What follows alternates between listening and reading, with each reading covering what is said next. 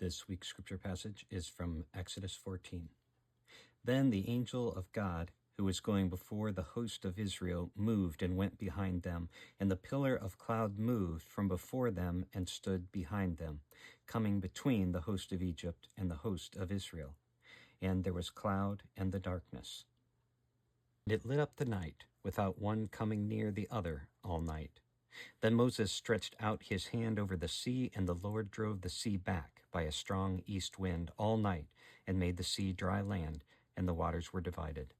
And the people of Israel went into the midst of the sea on dry ground, the waters being a wall to them on their right hand and on their left.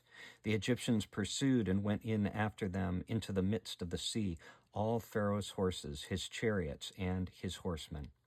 And in the morning watch the Lord in the pillar of fire and of cloud looked down on the Egyptian forces and threw the Egyptian forces into a panic, clogging their chariot wheels so that they drove heavily. And the Egyptians said, "Let us flee from before Israel, for the Lord fights for them against the Egyptians." Then the Lord said to Moses, "Stretch out your hand over the sea, that the water may come back upon the Egyptians, upon their chariots, and upon their horsemen." So Moses stretched out his hand over the sea, and the sea returned to its normal course when the morning appeared. And as the Egyptians fled into it, the Lord threw the Egyptians into the midst of the sea. The waters returned and covered the chariots and the horsemen.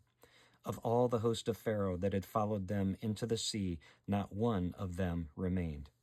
But the people of Israel walked on dry ground through the sea, the waters being a wall to them on their right hand and on their left.